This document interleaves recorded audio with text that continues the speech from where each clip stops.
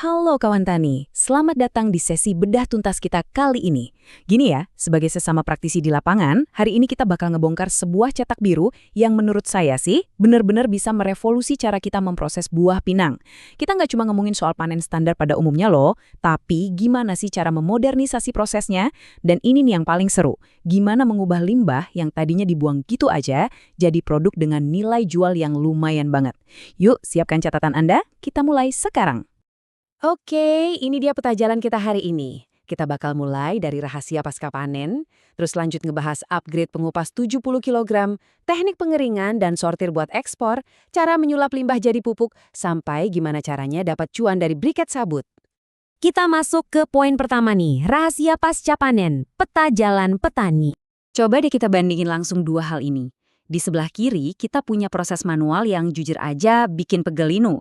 Butuh banyak banget tenaga kerja, proses ngupasnya super lambat, belum lagi Anda harus ngejemur di bawah terik matahari sampai 5 atau 7 hari penuh. Kalau tiba-tiba hujan, wah repot urusannya. Nah sebaliknya, di sisi kanan ini ada pendekatan mekanis yang langsung babat abis masalah itu.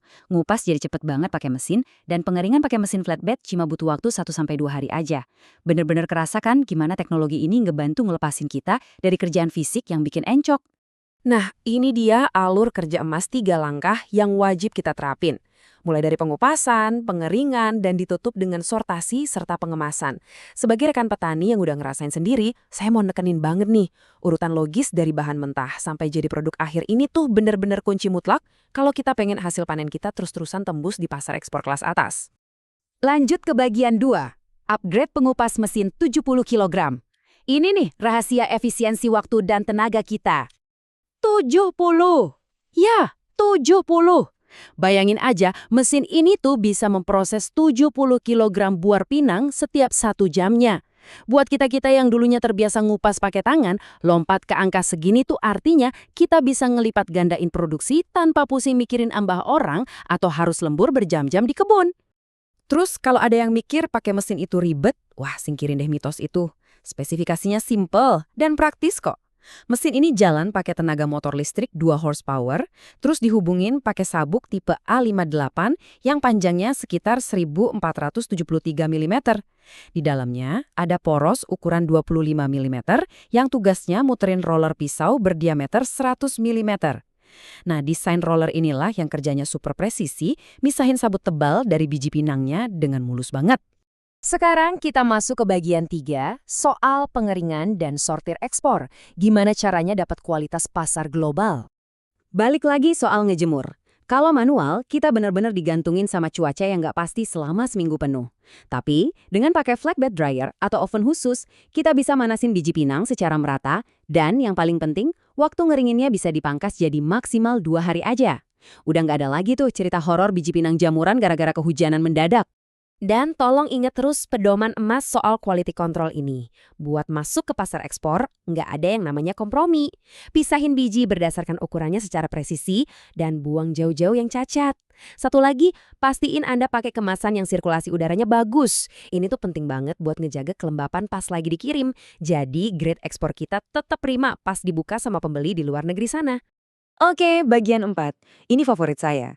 Menyulap limbah jadi pupuk alias ngebongkar panen tersembunyi. Nah, sekarang kita bahas harta karunnya nih. Resepnya gampang banget dan bahan-bahannya pasti numpuk di sekitar Anda. Anda cuma perlu nyampurin cacahan limbah kulit buah pinang, potongan batang sagu, sama kotoran hewan. Biar proses dekomposisinya cepet jalan, kita tambahin aktivator cair kayak EM4. Aktivator ini yang bakal ngurai bahan-bahan mentah tadi jadi nutrisi yang gampang banget diserap sama tanaman kebun kita. Dan tahu nggak, Anda cuma butuh waktu 21 hari. Serius, cuma 3 minggu aja di dalam komposter yang ditutup rapat. Bakteri dari fermentasinya bakal kerja sendiri ngasih keajaiban tanpa perlu Anda cek atau aduk-aduk tiap hari. Praktis banget kan? Biar lebih jelas, gini langkah operasionalnya. Pertama, cacah semua limbah sehalus mungkin ya, biar ngurahnya cepat. Kedua, campur rata sama EM4 dan kotoran hewan tadi. Ketiga, pastiin wadarnya tertutup super rapat selama 21 hari penuh. Dan keempat, Anda udah siap deh panen air lindi yang warnanya coklat kehitaman itu. Coba bayangin nilai ekonomisnya. Dari data riset aja dibilang kalau campuran limbah ini tuh bisa ngasilin sampai 288 ml pupuk cair berkualitas setiap kali kita ngolah. Lumayan banget kan buat nekan biaya beli pupuk?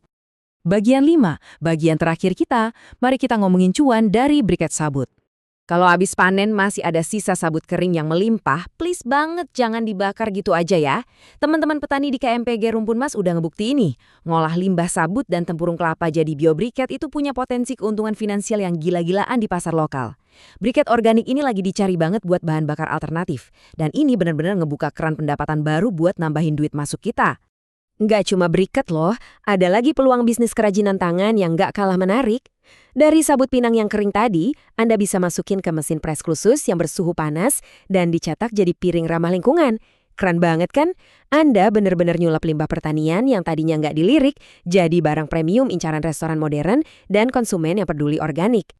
Jadi, sebagai penutup obrolan kita, saya mau ngasih satu pertanyaan buat Anda renungkan.